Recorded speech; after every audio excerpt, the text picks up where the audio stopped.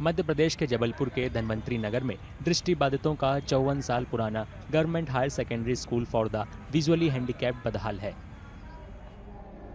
कुछ दिन पहले हॉस्टल की छत का प्लास्टर गिर गया। हॉस्टल में 100 से ज्यादा दिव्यांग छात्र रहते हैं। गनीमत थी कि कोई घायल नहीं हुआ।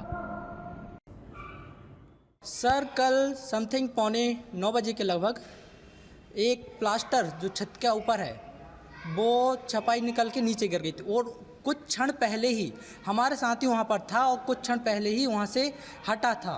अगर वो वहाँ से ना हटता तो पता नहीं आज उसके साथ क्या होता। हो सकता है थोड़ी बहुत चोट ना आके बड़ी चोटों से आ सकती थी, लेकिन शासन को इससे क्या मतलब होना चाहिए? कुछ नहीं, क्योंकि अभी तक तो हम लोग बोलते ही आ रहे हैं, अभी भी बोलते। जैसे इस चीज़ को मेरे को बोलना तो नहीं चाहिए। इतने लोग डेली भगवान को प्राप्त होते हैं, मृत्यु को प्राप्त होते हैं, कुछ लोग और हो जाएंगे। इससे शासन का कुछ नहीं बिगड़ रहा। छात्रों का कहना है कि उन्होंने कई बार मरम्मत करने या नई इमारत बनाने की अपील की, लेकिन प्रशासन के कानों पर जूं नहीं रेंग रहा। यहाँ पर हमें इतनी परेशानी होती है कि हम रात में ये सोचकर सोते हैं कि हमारा नया सबवेरा किस प्रकार होगा।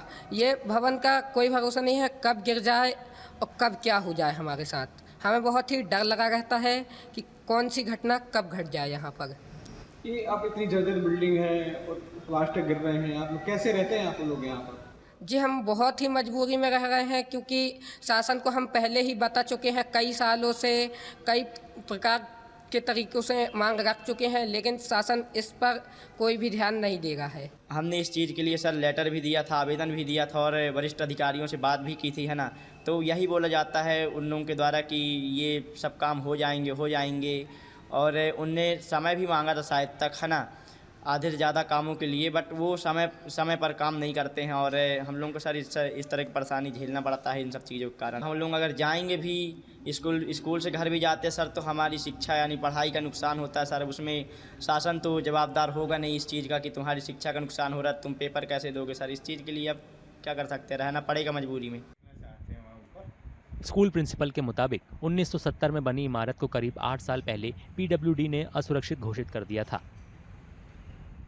जो घटना हुई निश्चित रूप से बड़ी दुखद है।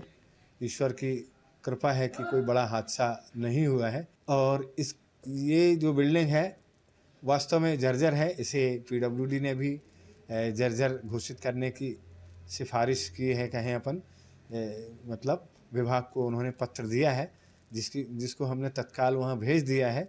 और कल भी पीडब्ल्यूडी का निरीक्षण था, तो हमारे जो विभाग वरिष्ठ कार्यालय है उन्होंने एस्टीमेट बनाकर इसको रिपेयरिंग करने की बात कही है। प्रशासन का कहना है कि नई इमारत के लिए लेआउट प्लान मंजूरी के लिए अधिकारियों को भेज दिया गया है।